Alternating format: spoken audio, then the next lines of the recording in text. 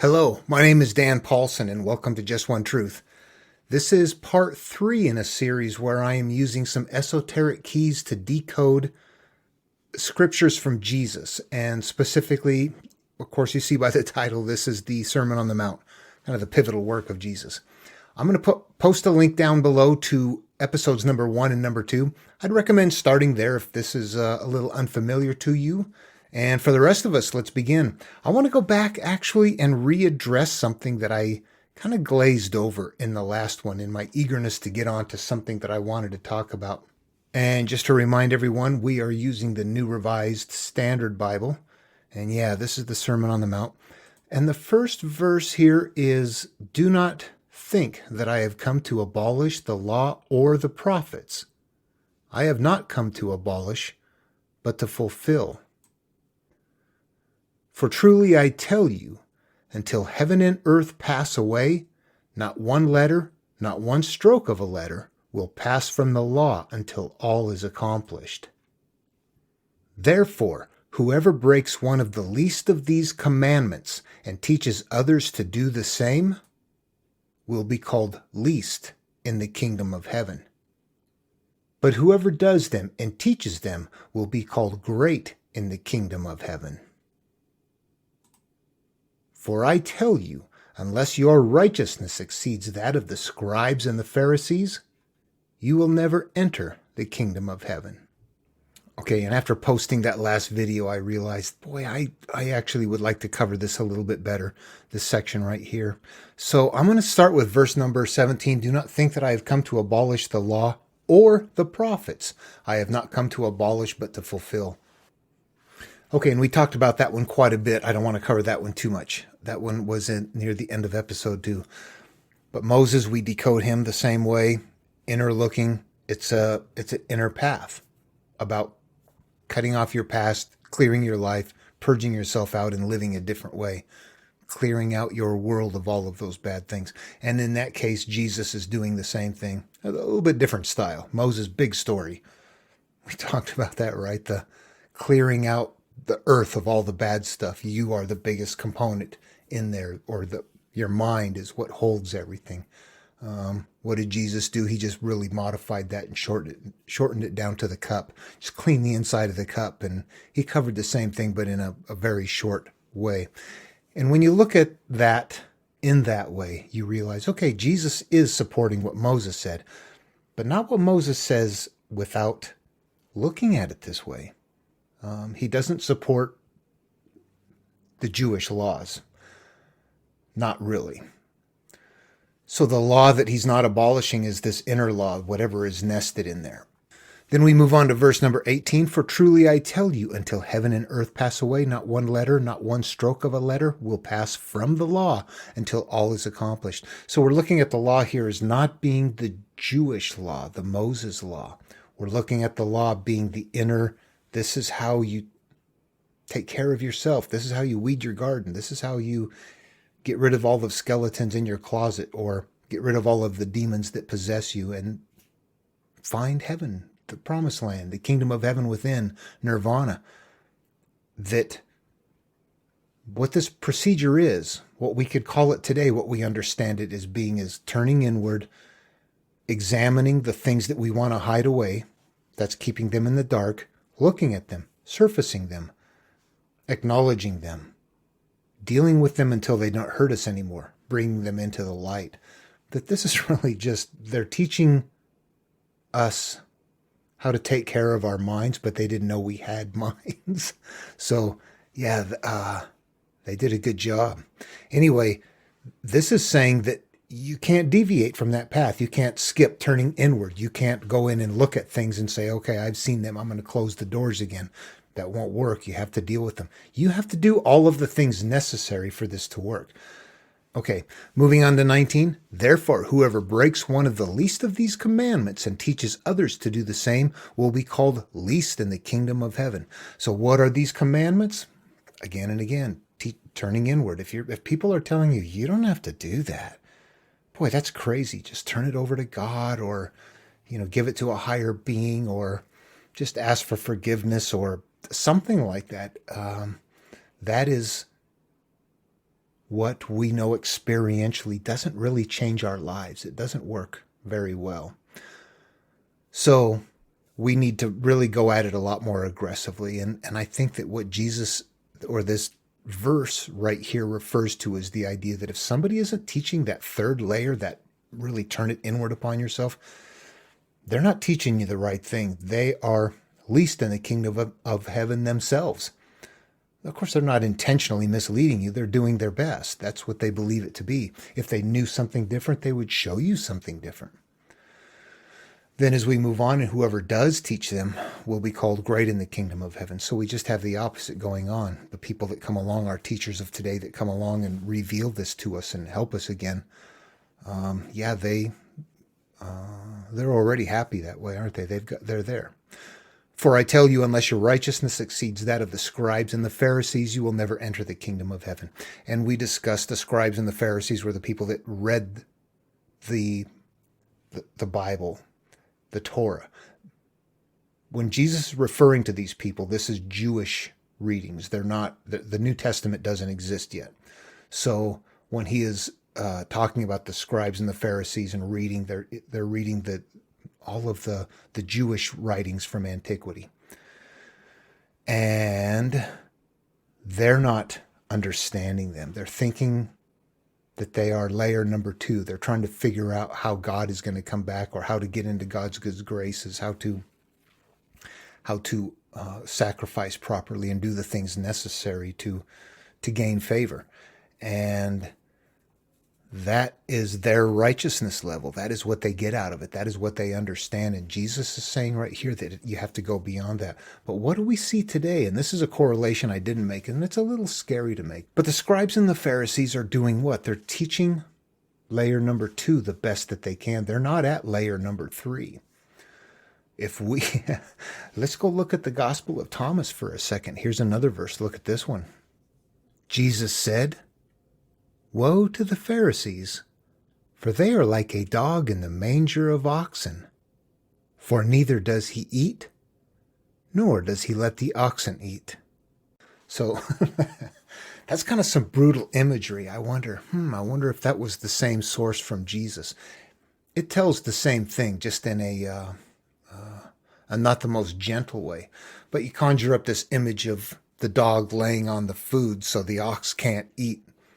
The dog is, preventing the ox from eating.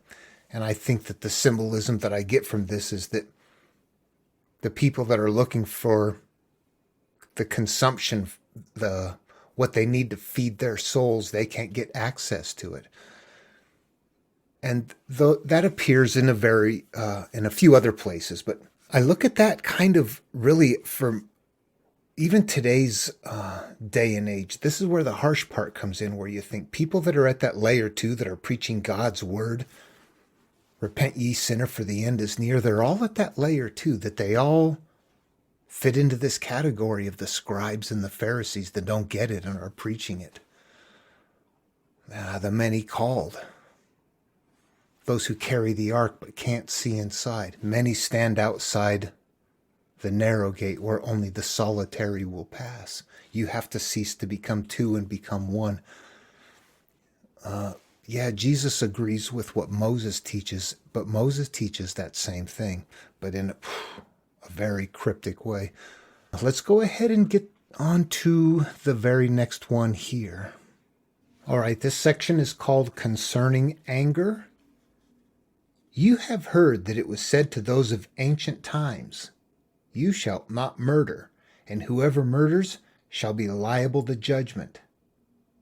But I say to you that if you are angry with a brother or sister, that you will be liable to judgment, and if you insult a brother or sister, you will be liable to the council. And if you say, "You fool," you will be liable to hell of fire. So when you are offering your gift at the altar, if you remember that your brother or sister has something against you, leave your gift there before the altar and go. First be reconciled to your brother or sister, and then come and offer your gift. Come to terms quickly with your accuser while you are on the way to court with him, or your accuser may hand you over to the judge, and the judge to the guard, and you will be thrown into prison. Truly I tell you, you will never get out until you have paid the last penny. Okay, this one is going to be a blast, I promise. It starts out, you have heard that it was said to those of ancient times, you shall not murder, and whoever murders shall be liable to judgment. He's just kind of referencing back early days, whatever law they had in their land. It was, if you murdered somebody, you had to pay the price. There's a physical event and a physical price to pay for it. And, okay, well, that's all well and good. But what does he say that for? He's setting something up. But I say to you that if you are angry with a brother or sister, you will be liable to judgment. And if you insult a brother or sister, you will be liable to the council. And if you say, you fool, you will be liable to the hell of fire. All right, this one sounds kind of wild. Try to pull it in, try to make it about ourselves. And he's suddenly gone from some place where your actions, like in a murder, create some sort of actions, and he's gone into something completely different. This is just anger to start with. This is just a mental process. So it went from a physical process to a mental process in one line. So it's kind of like we've gone from this idea of an eye for an eye and a tooth for a tooth to that's what happens in the physical world after everything is said and done and things have manifest and come to fruition. When somebody does something, that can be reacted and responded to. And Jesus is backing that up, actually. What we're going to start seeing is that he's saying before it gets to this physical part, there's an energy that can be interrupted that prevents that. He doesn't say that ever, but we can infer that based on the direction we're going with this. And again, we're trying to put it into our modern terms. It's difficult to understand what they're doing, and that becomes incredibly important to maintain. The metaphoric ideas can be very difficult, and they were very limited with their analogs. We have a lot. We could say something today like, I could say something perhaps like, in my opinion, religions from thousands of years ago were like the greatest games of their day, and that these keys get us to level 3. And people today would go, oh, I get that. I know what you're talking about. Yeah. And they would have said, you are from a faraway land, stranger. Please, let me make you some wine. And I will sidetrack here just a little bit so that people can hear this if they're interested in kind of pondering things on their own. That one of the analogs that they apparently used for the combination of the conscious and the subconscious coming together was a common one throughout other cultures as well.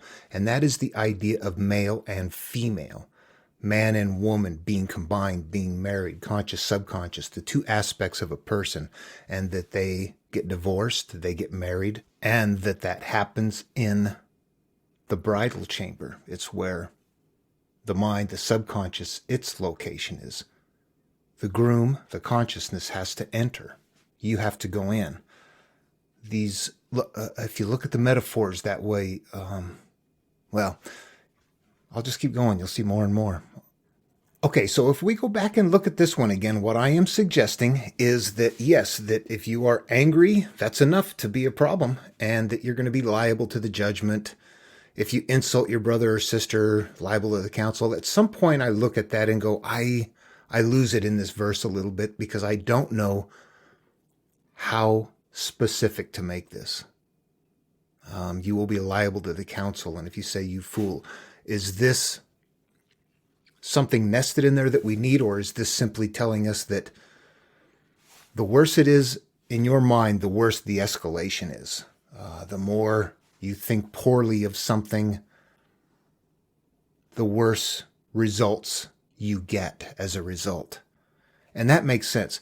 This is where in other videos that I've made the point that I don't always understand all the verses. And I also realize that they came through a course that we can't trust their original source. They are worded, their verbiage is different from place to place enough to make you realize there might be something not exactly right there. But I don't want to dismiss anything. I'll set it off to the side, hoping that as I continue to understand and as other people and I dialogue over this stuff, that we continue to grow with it and understand more. But for now, it seems enough to say that if so far in this verse that one time people told you that an eye for an eye and a tooth for a tooth, but I'm telling you, before it gets to that point, forgive all your brothers and sisters. Do something mental. And if not, there is an increasing threat of the worse you feel about it, the worse your life is.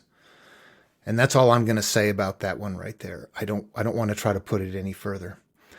So the next we go into is 23. So when you are offering your gift at the altar, if you remember that your brother or sister has something against you, leave your gift there before the altar and go.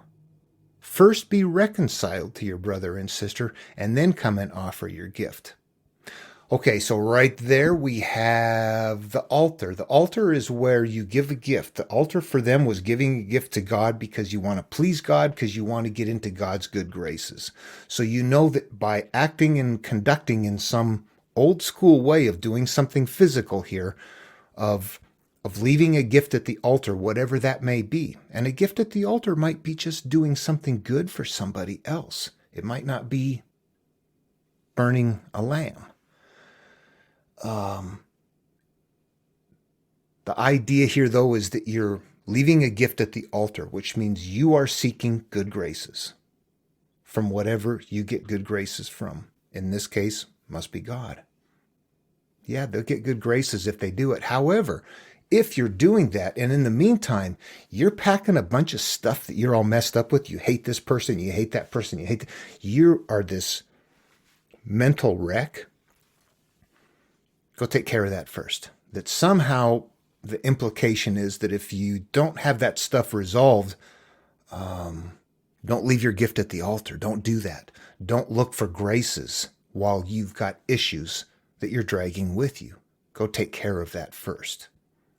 So you need to go resolve the issues that you have, be they with brothers or sisters, and typically they are. Well, we don't have conflict with trees, the grass in the yard, maybe the crabgrass. We shouldn't. Anyway, okay, so that's it. Resolve those things inside of you to help your life unfold in a better way. Then come offer your gift. Then your graces will be better. Okay, this last one's going to wrap this up in a way that I always feel very excited about. Come to terms quickly with your accuser while you are on the way to court with him, or your accuser may hand you over to the judge, and the judge to the guard, and you will be thrown into prison. Truly I tell you, you will never get out until you have paid the last penny. Let's make ourselves the story. I am every element of the story. All of the people in that story are parts of me. And the jail is my life that I want to leave behind. Come to terms quickly with your accuser while you are on the way to court with him. What is that? Let me try to describe it this way. Let's say I'm driving to work and I get in a traffic jam and I think, damn it, I'm going to be late for work. And then how do I manage that from that point on? I get angry. It's happened before. Boss is going to question me, tell me to leave earlier. All this stuff that goes on because I'm stuck in traffic here and there's nothing I can do about it. Or are you the person that says, stuck in traffic, I don't have to make that first meeting this morning and I can listen to some classic rock and roll where I know sometimes words have two meanings. Okay, I couldn't resist that. Sorry. Come to terms quickly with your accuser. Who is the accuser? The accuser is what is happening at the time you are processing this. When you are having an experience, is it like, oh, I like that. Or, God, I hate that. You are facing your accuser right there. And The judge is the one that decides, is it good or is it bad? And then you get thrown into prison. Whatever you decide upon gets put away. The prison is here. You are storing away your perceptions of life, be they good or they bad. How do you view life? That sucks, that's good. Glass half empty, glass half full. I hate that, I love that. This duality slams us in the face. It's there, and it's very evident. And this is telling us that as we live life, become aware of the things that we see, and as we experience them, when you catch yourself with your accuser, damn it, stop. It's okay. Find a different way to look at it. Find a different way to experience it. Find a different way to wire your neural network to be something different and resolve all of those other issues. Then when you leave your gift at the altar, your Father which sees you in private will reward you in private. You've eliminated a lot of the things inside of you that are your own roadblocks, your own preventions from success. The things that we like to hide, that we don't like to deal with because we are scared of them, they hurt us, we don't want to deal with them, are actually hurting us, and we're keeping them with us. And he's telling you right here to, first of all, go forgive your brother and sister. Then, as you go along in life and you continue to live, pay attention. Don't keep storing stuff. Look at it properly. And I tell you, once you get to the point where you realize, oh my God, I've gone from my childhood stage of life is forever, do what you want, to, oh my God, I'm going to die. I got to straighten some things out. And you start going in, and truly I tell you, you will never get out until you have paid the last penny. You will have to go in and take care of everything that you have dealt with along the way in order to, or experienced along the way and didn't deal with, that you put away. All of the issues that prevent you from having a successful life are the things that are keeping you in prison. And you don't get out until you take care of everything that's got you there. There's nothing different in this teaching than whatever else Jesus is telling us, and Buddha, and Lao Tzu. I need to make sure to emphasize, though, that the Tao Te Ching, Lao Tzu, Buddha, neither one of them taught in a religious shell. They nested it in a cryptic way so that you had to figure it out, you had to process it, and in doing so, it wired your brain. Like going home and sitting and watching the news every night for 30 days, pretty soon your brain is wired. They didn't have that, fortunately. What they're doing instead is, how does this work over and over and over? And they're creating their neural networks. I think we can make another really magnificent correlation that I think is fun when Jesus says the kingdom of heaven is like a mustard seed, and then it grows and becomes a big bush for all of the, to protect all of the birds of the air. The birds are an elevated thing or whatnot, but we know mustard today is a genetically engineered plant just to produce the mustard. But the wild mustard he's talking about just creeps and gets into everything. Once it starts, you might almost think of it as an invasive species. If you didn't want it, it creeps and grows into everything. And he saw that. And he described that. What is that? Boy, that's a neural network, isn't it? Sort of. He didn't know that. He didn't see that. He just saw the effects. I'm not suggesting that he knew brain. No, he didn't. He just saw the effects and went, wow, that's like a tree, isn't it? It just kind of creeps into everything. And once it's there, it provides protection. Okay, let's move on to the next section. It is called Concerning Adultery. You have heard it was said, you shall not commit adultery. But I say to you that everyone who looks at a woman with lust has already committed adultery with her in his heart. If your right eye causes you to sin, tear it out and throw it away. It is better for you to lose one of your members than for your whole body to be thrown into hell. And if your right hand causes you to sin, cut it off and throw it away. It is better for you to lose one of your members than for your whole body to go into hell. Okay, we see a little bit of a hint of the last section as well, where he's referring back to the old rules and the old laws. You shall not commit adultery. Thou shalt not commit adultery. Yeah, one of the 10 commandments there. He's throwing that one out there. And this is another way we look at Jesus and say, is he really upholding Moses' laws? You know, he'll say something in there and then jump right in and say, that's not good enough. Let me go farther. Let me take it better. It's not enough to not commit adultery. It's enough to think about it. Is it just adultery? I don't think that's the issue. I think the issue is thinking about it. It isn't adultery. It is anything that you maintain thinking about that is derogatory or hurtful. That if you do not act it out physically, if it hasn't manifested, if it hasn't fruited on the tree, it is still the root and it's still part of the plant. We look at something like that and boy, does it show up somewhere else. As within, so without. That's this right here. Whatever you harbor up here is what affects your life. It isn't enough to not do something, to not physically manifest what that action is. It's enough to think about it. And even if you hold back from doing it and you don't pay that repercussion of now you have to deal with the law or, paying back, you're still living in a way that is not the kingdom of heaven within. It's not your peace. It's not your happiness. It's not the joy. It's a personal choice to get there, though, isn't it? Then it moves on and says, if your right eye causes you to sin, tear it out and throw it away. And if your hand, this is the duality again. This is inside of you. What is it that you see that you think, I shouldn't do that? Damn it, I won't. I promise never again. Maybe just once more. Or I don't think of your own ways that this fits in your mind. The things where you know that you're doing something wrong, you need to make changes, but you still give into it. You're going back and forth. Maybe you're not aware of it. Maybe it's an action. Maybe you're acting out something. You're screaming and yelling and angry, and all the time there's something happening, and it's a cyclical thing. But you don't know that you have a problem. You keep thinking, yeah, somebody else needs to get their act together, or I'm going to continue to do this until they get it straightened out, which means it's never going to change.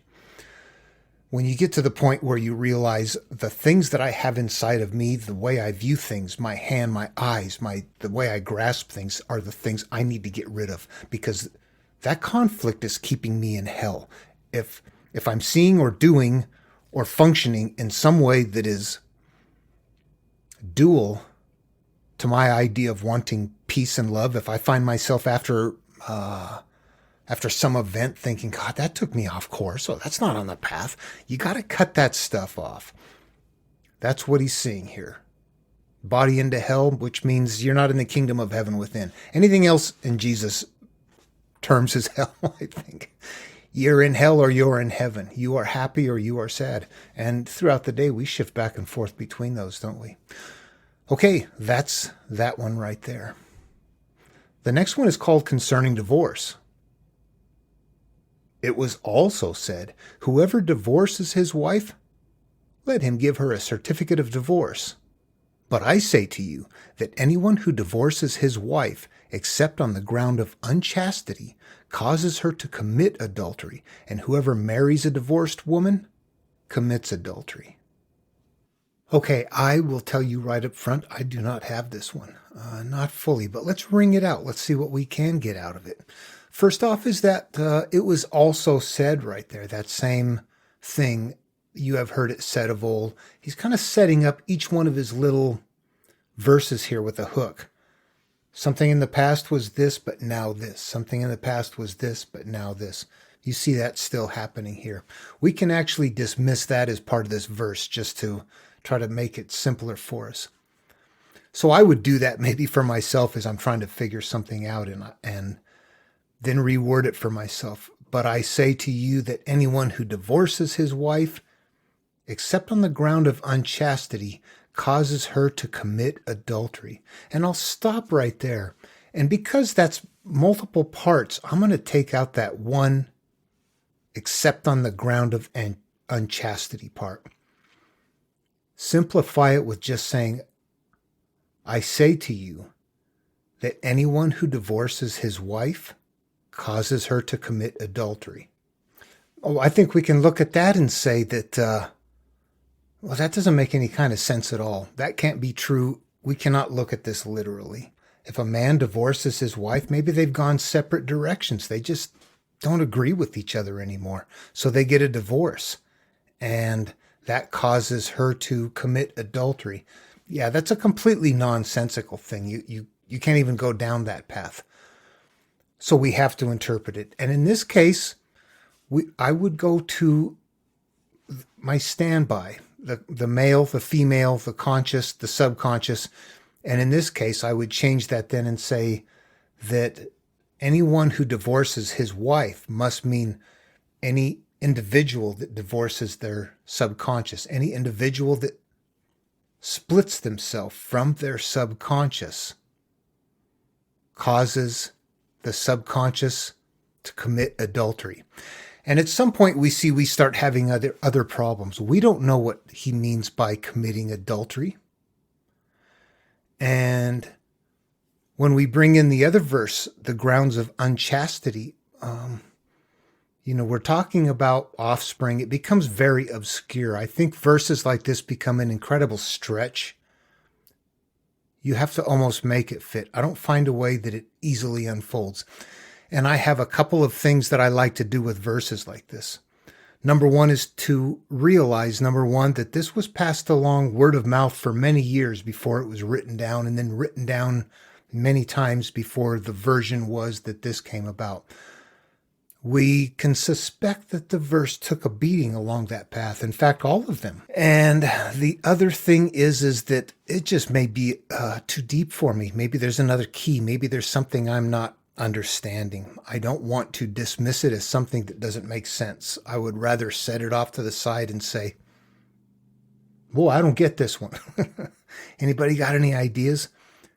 At the same time, realizing that maybe it doesn't fit. It doesn't seem to go outside of anything we're talking about here. And ultimately, unless we know what he means, if wife and anyone means conscious and subconscious, then I would think that committing adultery and unchastity are probably not specifically those terms, but something that has to do with the production of offspring from your conscious and your subconscious.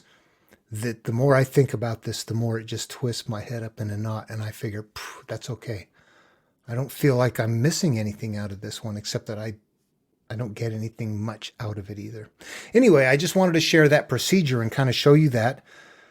That's how I simplify them a little bit and try to go through them to understand them. It's helpful that way sometimes. I hope this was helpful, and I see that I better end this one here, part 3, and it'll move into part 4. And I guess that's it for now. Everybody love one another, and I'll see you on the next video.